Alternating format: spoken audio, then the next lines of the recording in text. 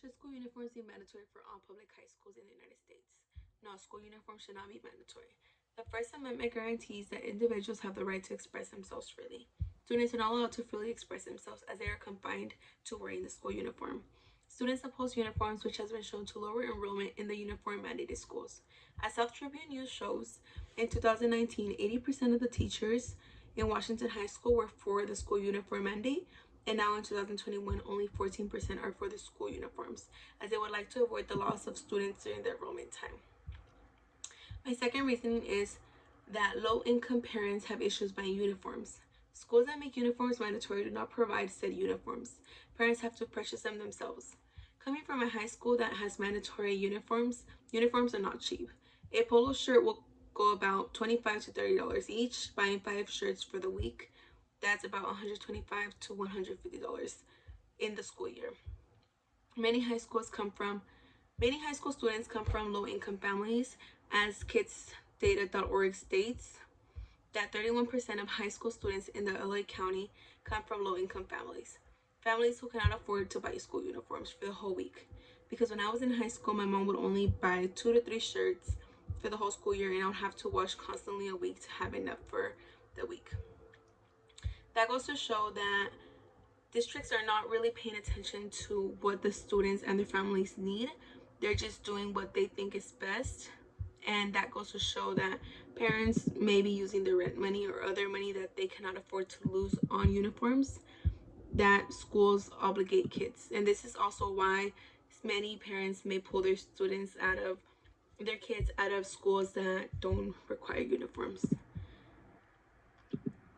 Third reasoning being, school uniforms are seen more as a business than a well-being for the students.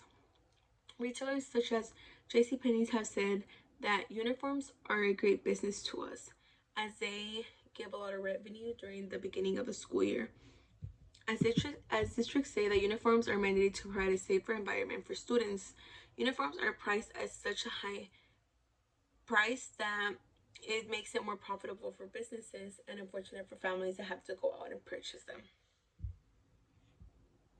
The current policy for uniforms being mandated is not working, as schools are losing students to other schools and other districts that are not mandating uniforms.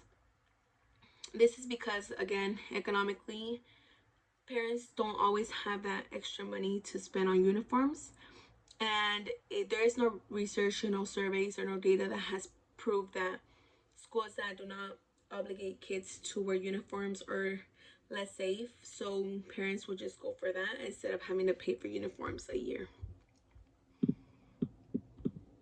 My new plan is to have schools convert into non-uniform mandated schools the next following school year. That way parents didn't spend all that money on uniforms for nothing, so they can be used that school year and parents will not be mad about that. Also, these schools, as other schools that do not obligate kids to wear uniforms, will have a policy. These policies will, no short dresses.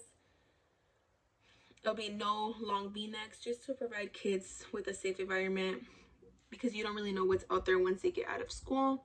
So we want to make sure that they have a policy in state so students follow that. The advantages of the new plan. Parents will have fewer financial issues throughout the school year, as they will not have to spend money yearly on uniforms. Again, if you only have 2 to 3 shirts for school because your parents can't afford to buy you more, if you rip one, you cannot just have 1 shirt for the week. So obviously your parents will have to go out and buy some. If you stain one and the stain doesn't come out and you don't want to go to school like that, your parents will have no other option but to buy you more. And this is why many students reuse their uniforms yearly, and they're never with a clean, nice uniform. It's always old uniform, because a lot of parents don't want to go out and just spend money. Coming from a Hispanic household, when I was younger, I'd have 1 pair of shoes for the whole school year, and that's how many Hispanic families are, because they're from low income, so they can't really afford to buy all these shirts, all these pants for the school year.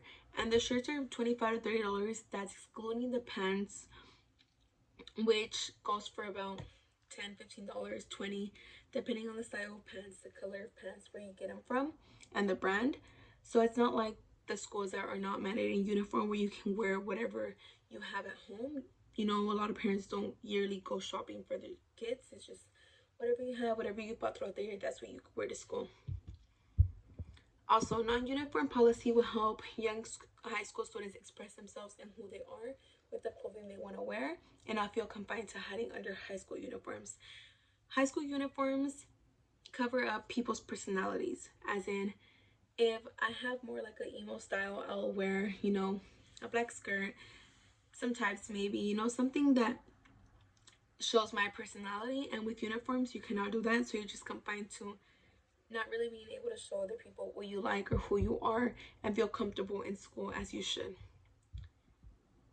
Also, schools will no longer have to fear about losing students during the enrollment era as they have, because as we saw earlier, and as I said earlier, Washington High School teachers did not want to keep losing students. Therefore, they just decided to move on from the mandated uniform and vote against it. So the policy that's in state now versus the new policy. By establishing non-uniform policies in all school uniform mandated schools, they will not have to lose students, and also parents will not have to lose unnecessary money when the new policy is implemented. As the University of Houston study shows, the grades are not shown to change when school uniform is required.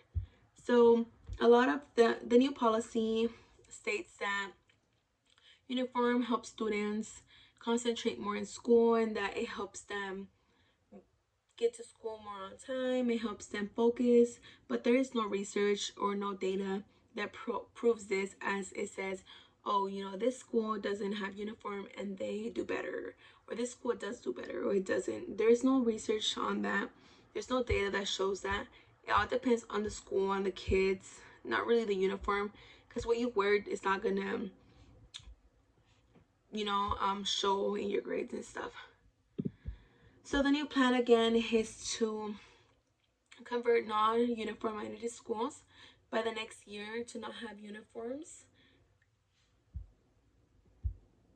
And these schools will provide a policy that tells students what clothes they can and cannot wear. And this will just help people. They'll help the parents. They'll help the students express themselves, parents not lose unnecessary money. It helps school districts not lose kids to other districts that do not obligate kids to wear uniform. So that is my affirmative speech. Thank you.